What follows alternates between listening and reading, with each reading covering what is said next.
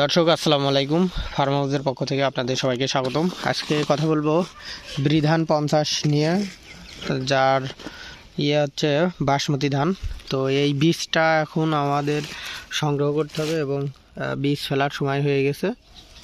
আমরা বীজ হচ্ছে 10 কেজি প্যাকেটের দুইটা নিয়ে আসছি, ওই সাইডে একটা আছে আর এখানে একটা আছে। আপনাদের একই বীজ, আপনাদের একটু ডিটেলসে বলেই কী করতে হবে।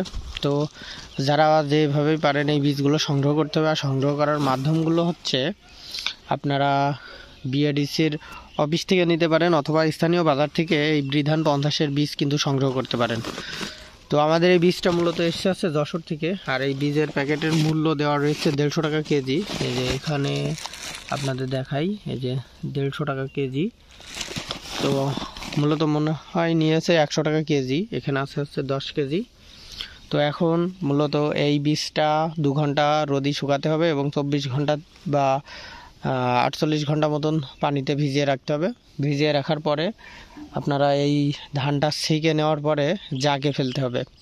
তো প্রথমত আমাদের আজকের কাজ হচ্ছে এই ধানটার এখন এই প্যাকেট থেকে বের করতে হবে। বের করার পরে এই ছাদে কিন্তু এখন আমরা শুকাবো 2 ঘন্টা।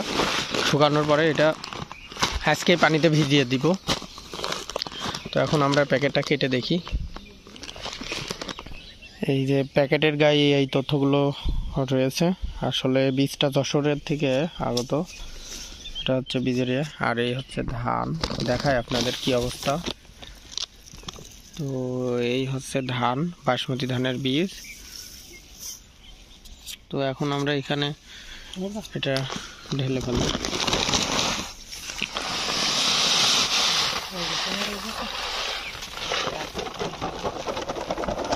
বাসমতি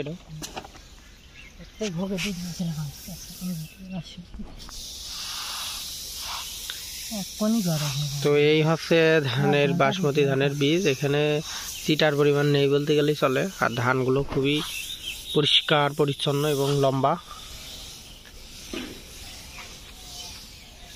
তো এই প্যাকেটটা এখানে দিব আর এই প্যাকেটটা এখানে দিব। দুইটা বীজই কিন্তু সেম। এখন ওইটা আলাদা জমিতে, এটা আলাদা জমিতে চাষ করা হবে, যার কারণে ঠিক রাখার জন্য আলাদা করে আর মাপবো না, যার কারণে এখানে এটা আলাদা করেই দিব।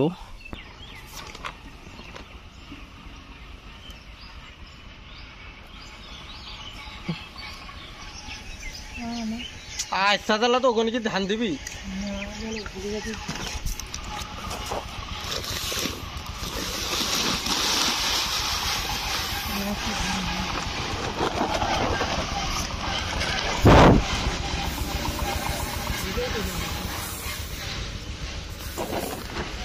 বীজ মোটামুটি সব ঠিকই আছে, হ্যাঁ, বীজের কোনো সমস্যা নেই।